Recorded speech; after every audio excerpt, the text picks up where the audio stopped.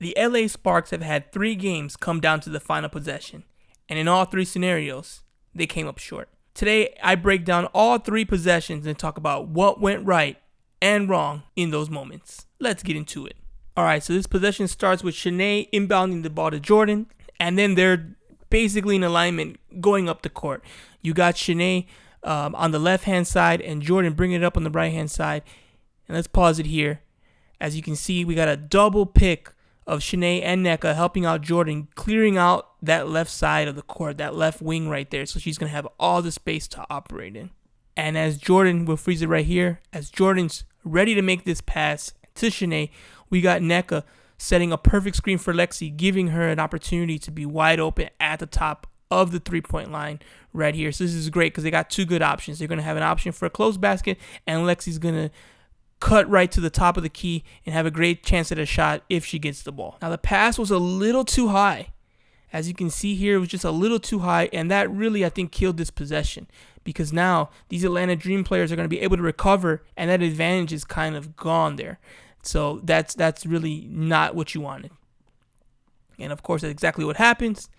And Chiney is now triple teamed under the basket. Tough spot to be in, trying to muster up a shot with 7 seconds to go. She misses it, but she does tip the ball to Nneka, which is great. She was able to muster up enough energy to extend her hand and tip the ball in that direction. Let's freeze it again. And we have a wide open Lexi Brown, and you can tell she was really like trying to get the attention that I'm open, get me the ball, I'm right here. Of course, anyone can be, Monday morning quarterback as I'm being right now, and this is a split second vision thing, but there was an opportunity to go for the game winner here, but obviously also, Nneka's hit a shot or 2 herself, so I think she still got a really good look, and it was a good opportunity either way. Makes a turnaround jumper. Well, she shoots it. She doesn't make it. And she misses. And you can see a visibly frustrated Lexi Brown here. It's just kind of how the game goes sometimes. They got a good look. They had some good options. It just didn't work out. Too high of a pass in the post. And then a missed turnaround jumper from Nneka. And the Sparks lose 77-75 to the Dream. All right. Next up, we have the Sparks against the Minnesota Lynx. It looks right away like they're going for a lob for Liz, and that works out perfectly. So we have, again, Lexi Brown setting the screen for Liz. Katie Lou makes the lob pass. Now, you might be thinking, why are they going for a lob? Down 2. That seems weird. That you need 3 points. You got 2 seconds left. According to Derek Fisher postgame, this was intentional. They wanted to lob it inside and then kick out to a shooter. And that might seem kind of ridiculous, but when you watch this play, you'll see Jordan Canada here on the bottom corner. She started to make that cut to the top of the key. And as you can see with the lob going wrong, she plants that left foot and then decides, oh, I got to go the other way. Let me go back. And I think if the lob works perfectly, you're going to get a screen here from Ogwumike, and you're going to get Canada going to the top of the key and Liz probably kicking it out to her. But obviously that's not what happened. Katie Lou's lob did not work well. It hit the rim, and then luckily Jordan saw it and she recovered. They still get a good look here from 3, and that's about as good a look as you're going to get in that moment.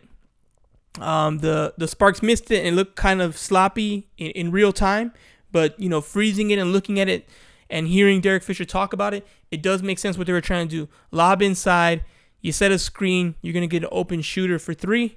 It's tight to get that all done in 2.1 seconds, but it could have been possible, and they still got a good look from the corner 3 to tie the game, but ultimately it didn't work, and the Sparks lose the home opener.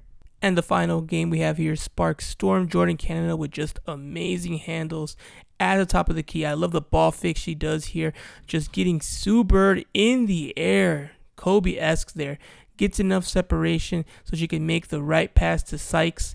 Here, Sykes then attracts both defenders and passes the ball to the corner to Ogwumike. She had a wide open corner 3. It's about as good a look as you're going to get, and unfortunately the ball just didn't go in. Sparks lose by 3. And I think the moral here for these 3 scenarios is the Sparks just aren't quite there yet, but I think the process is there. The logic is there. They're getting the kind of looks you want. I think at least in 2 of the 3 scenarios, it just hasn't worked out. And I think it's going to happen early in the season. You just have to be patient and hope that overall the process will eventually lead to the results that you want. Thank you for making it to the end of this video. If you've enjoyed watching it, please give it a like and subscribe. I'd really appreciate it. Please tell me which game you thought the Sparks should have won based on their performance. I'd love to read those comments and interact with all of you in the comment section about these games and these scenarios. Thank you so much for watching, and let's go Sparks.